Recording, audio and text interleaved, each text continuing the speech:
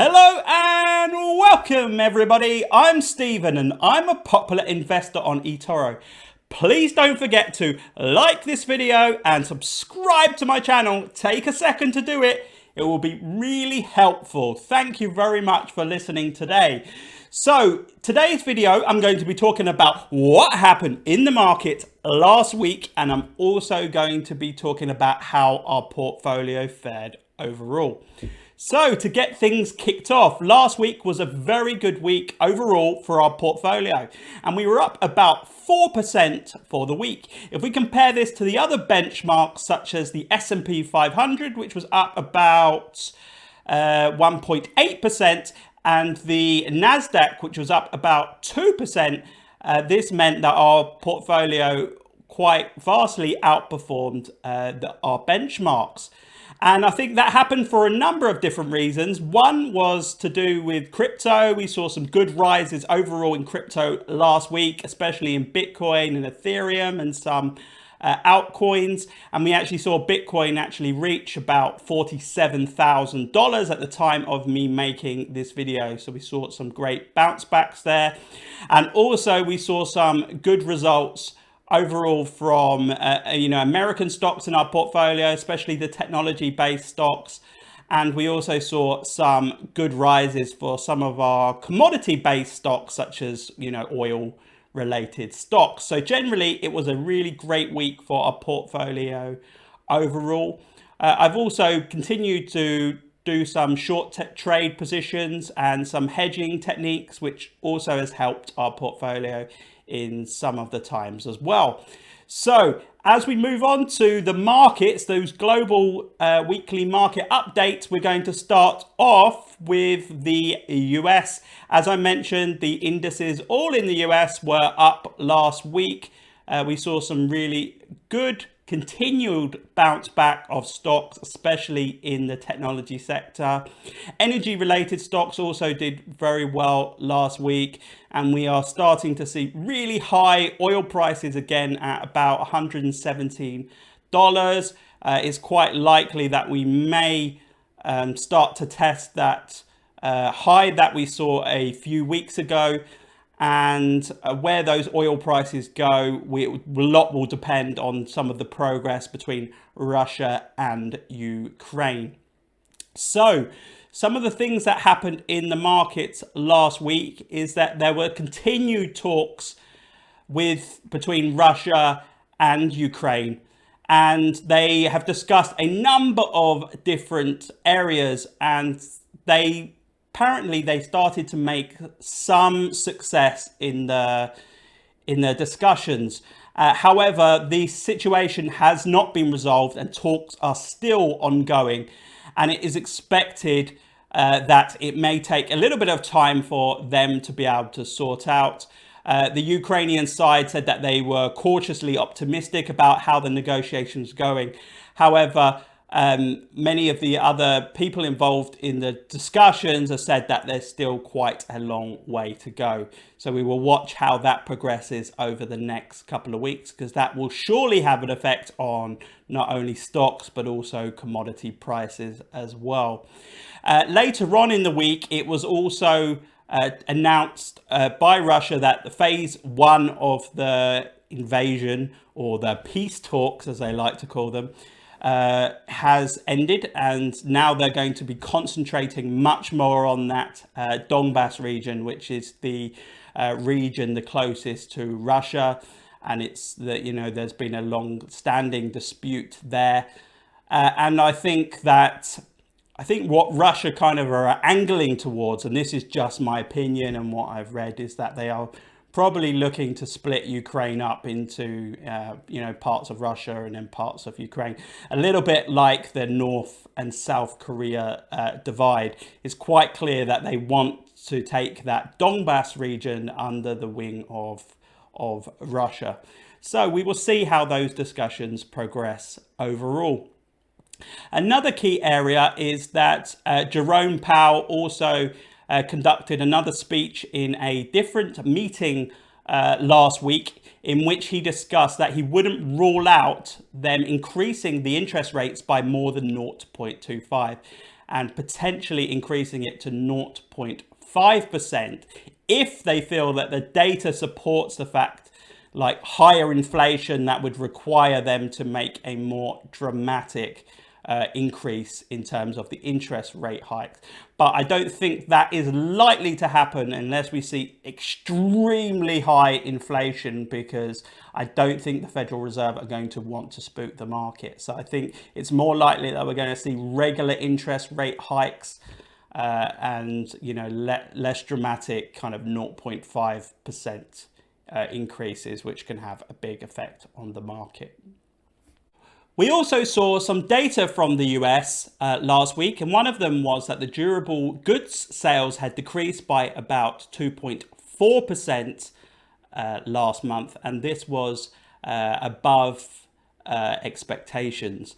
The other point was that the home sales in the US actually decreased by about 2%, and this number has kind of gone down over the last couple of months, despite the fact that they have quite a short supply of new listings of homes. The other key piece of data was that the manufacturing activity actually increased to its highest point since September 2020, in which I think the majority of this is because we are seeing good signs in terms of COVID-19, and a lot of activities have kind of gone more back to normal. Lastly, and which is a very important data set, is around the jobless claims in the US. And unemployment and the jobless claims are actually at the lowest level that they've been since September 1962. That's right, 1962. So we are seeing a lot of activity in terms of the job market, and more Americans who are eligible to work are working in the marketplace, and there is a very high number of new job listings as well. So I think that this is a very good point in terms of the US economy overall. As we move on now to Europe, and last week the European indices were generally down for the week, albeit the UK made a modest gain compared with the other European countries.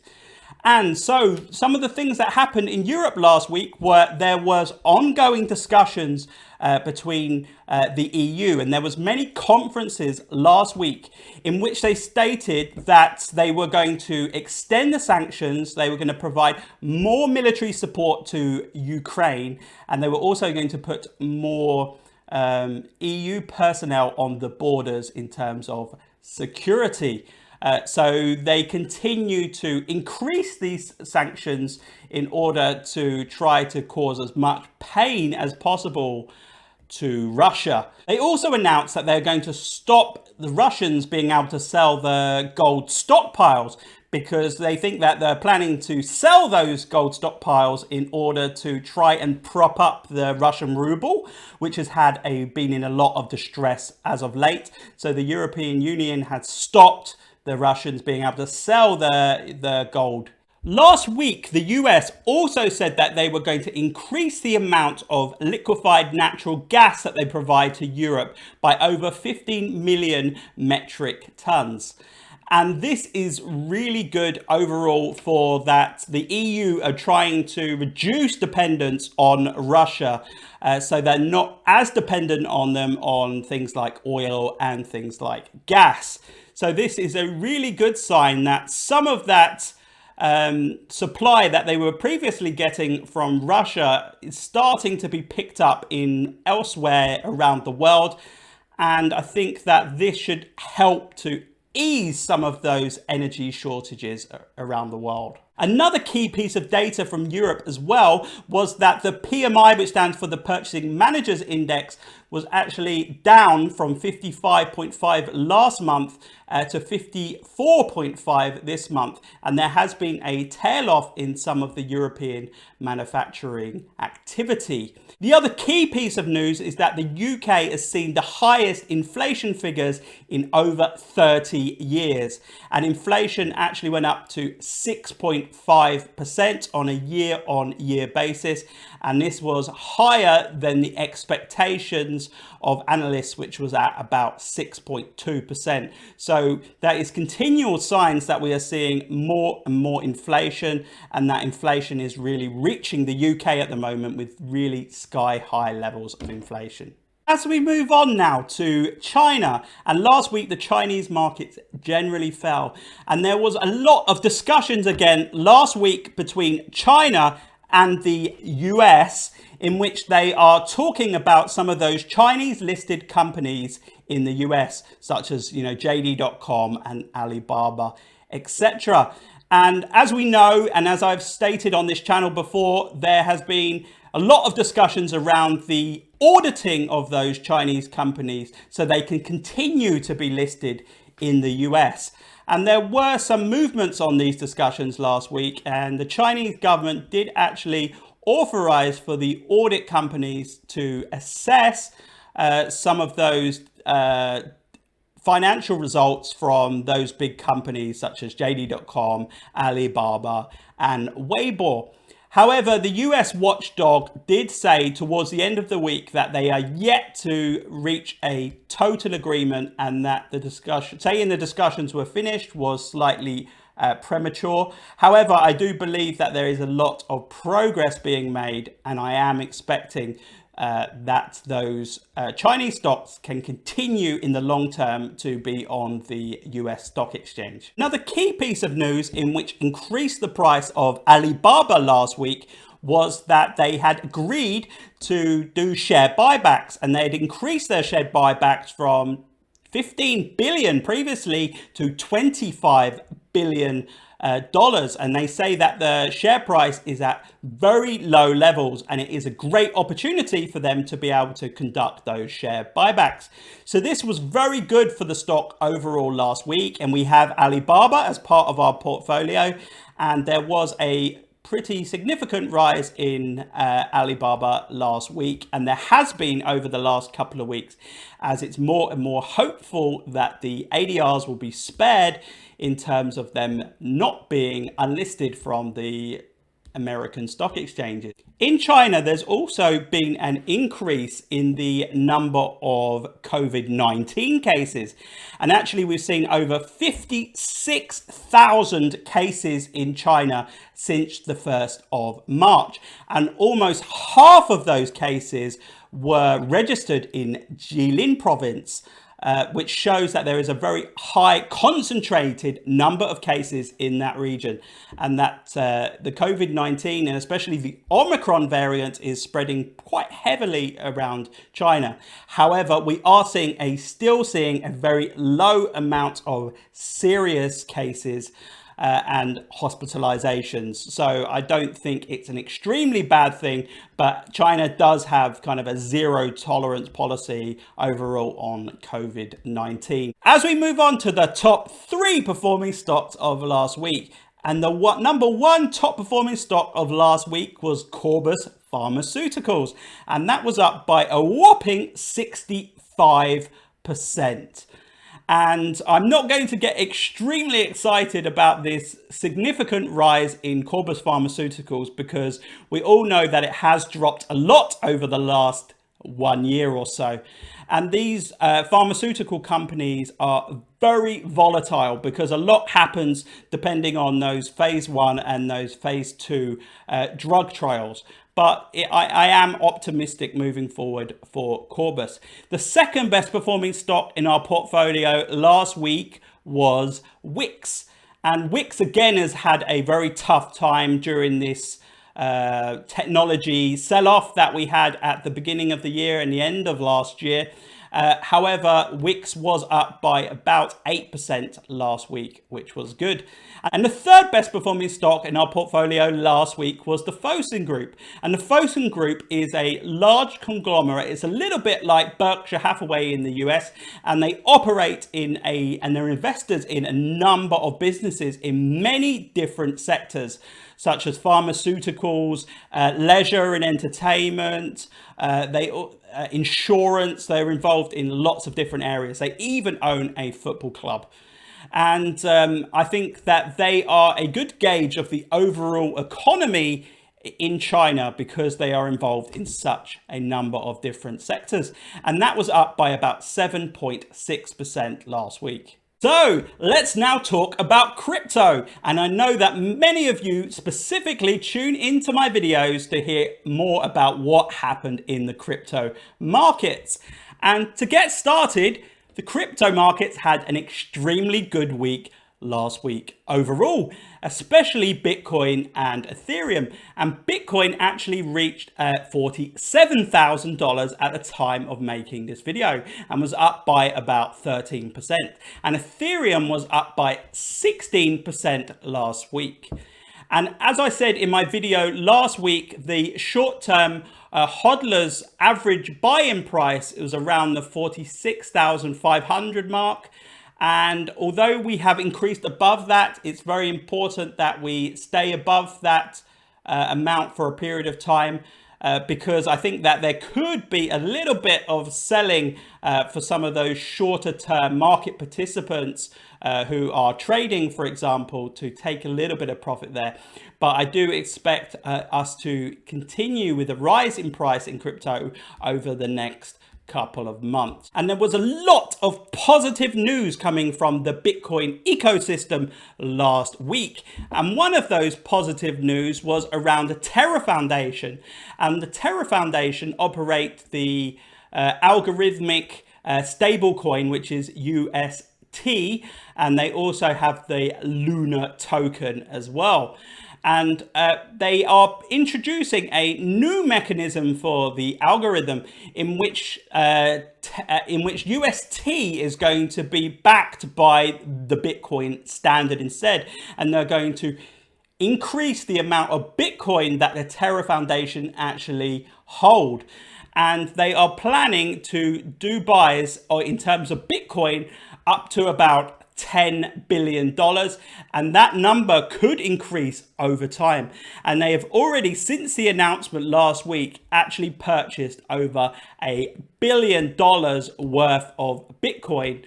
And to me, this is actually no different to a large-scale institution like we've seen from MicroStrategy putting Bitcoin on the balance sheet. And we may see more cases like this in the future where, for example, the Terra Foundation are now backing the stable coins with Bitcoin. And this could put more and more buying pressure on Bitcoin, and we could see some increases in terms of the rise of price of Bitcoin. Another key piece of news as well last week was that ExxonMobil, which is one of the largest oil companies in the world, has announced that they plan to mine Bitcoin using some of those gases which they would usually flare, in which it's environmental friendly, because usually they would flare those gases, and instead they are using them to mine Bitcoin, which I think is pretty good for the environment, and also it is good that they're increasing the amount of mining and the hash power that's going to continue. And I do think that oil companies will follow suit, and it may take a while, it may take a few years, but I think in the future, I think the oil and gas companies are going to be a big share in terms of the mining of Bitcoin. Another piece of news that was announced last week as well was that the Vanuatu government, which is a small island which is very close to kind of Australia and Papua New Guinea type of area, has actually discussed and actually produced a letter in which they plan to, in the future, consider a Satoshi type island. And what this basically means is that they're hoping in the future, and they're open for discussions, that the Vanuatu island could be a Bitcoin or a crypto only island, and that all payments would be made in Bitcoin. And I think that this is a very interesting area, and I think we could see some governments, especially those who want more visitors and who have been deeply affected by a lack of tourism due to COVID-19. I think we could see more small islands to start with adopt this kind of thing as either Bitcoin as an alternative payment or Bitcoin as legal tender in the country. Another thing as well is that the UK government is also putting in place the regulations around cryptocurrency in the country, and they're having a lot of discussions, and they're actually preparing those cryptocurrency regulations at the moment. So it'll be very interesting to see what's released from that. However, we have seen good signs from the rest of the world that there is a lot of pro-crypto sentiment. However, they do want to make sure that there is quite a lot of rigid regulations which will support the crypto industry and make sure that no abuse is actually happening in terms of the crypto sector. So I think regulation generally is a good thing, and regulation does provide clarity that businesses need in order to be able to increase their crypto offerings. Lastly, in crypto, we saw the first ever Solana ETP fund, which was actually announced by CoinShares in partnership with FTX Exchange. And that is due to be listed on the German stock exchange. So we could see more cases of this in the future, either from Solana or from other larger altcoins who want to put together these types of easier way for institutional investors to be able to buy the cryptocurrency. So this is generally a good sign. So just to let you know a few things that are happening in my portfolio at the moment, I still have my wheat short, which is currently down at the moment, but we have some time for it to turn around. In the last kind of couple of weeks, we've seen a reduction in those wheat prices, and I'm pretty confident that although Russia and Ukraine are a large wheat supplier, that I think that the shortage of wheat has been blown a lot out of context. Yes, the Ukraine and Russia are a large exporter of wheat. However, the majority of the wheat production is actually used in the country. So the amount of wheat reduction in terms of exports to the rest of the world is actually quite small. So I'm expecting the wheat price to go down over the next couple of weeks. The other thing is I've been trimming my Chevron position. Last month, when we received those kind of really high oil prices, when oil went up to $125 a barrel, I sold my Canadian natural resources stock, and I did trim some of my Chevron position. And then again, last week, I continued to trim that Chevron position as I see oil prices are very high at the moment, and although there is a bit of room for them to continue to grow, I think in the long term they are going to go down again to kind of more elevated levels, but above average, but still quite high oil prices. But I do expect those to reduce over time, so I will continue to trim those positions as well. Thanks very much for your patience with my portfolio over the last couple of months. We are seeing some very encouraging signs now, and we are starting to build momentum. Sometimes some of my stocks and some of my assets that I buy in my portfolio, it does take a little bit of time for those to turn around. And to be honest, I'm not a kind of a momentum trader or a momentum investor where something starts to go on the upside and then I add positions. I usually add positions on the way down and reduce my average prices. So sometimes it goes down further in the short term, and then we see this kind of good momentum starting to build again.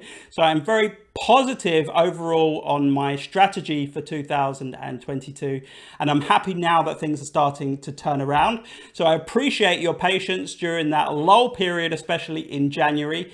And I also encourage you to continue with a dollar cost averaging strategy for your portfolio. This way you won't be subject and impacted by these kind of short-term price moves, and you will get a more consistent buy-in price for your copy. So thanks very much for listening to my video today. Don't forget to join my Discord group, chat with my amazing bees community, always talking about really cool investment subjects, and you're able to ask me any questions that you want. The link is below in the comment section. So have a good week ahead and look after yourselves.